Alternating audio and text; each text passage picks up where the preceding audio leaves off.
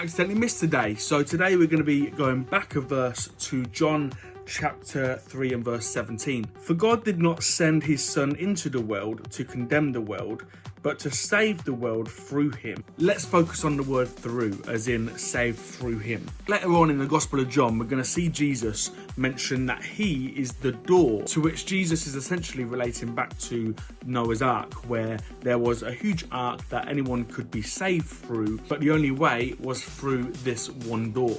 As Christians, we believe that there is only one way to be saved from an eternity without God. And as we know, there is no good without God. And so the only way to be saved from an eternity without any good is through one door. That is the door, Jesus. We can only be saved if we walk into eternity through Jesus. This means that doing good things or charitable things does not save us from an eternity without God. Being a good person, or even being the best person on the planet, if there is such a thing, will not save you from an eternity without God. There's nothing that you can do to save you from an eternity without God and without good.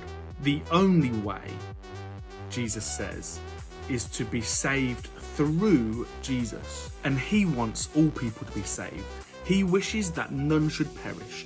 And so right now, if you're listening to this, then he has got a message for you, which is, I want to see you saved and coming into the kingdom of God and having an eternity of good stuff and time with God and bliss and joy and peace and grace. And Jesus says, will you take my hand and walk with me, through me, into an eternity full of life? And as one of Jesus' representatives here on earth, let me be the one to also say, hey, why don't you walk with me? Why don't you journey with me through the Bible, through Jesus into eternity? Let's journey together. Let's follow him together. Let's do life really well and have an abundance of life that will last for eternity.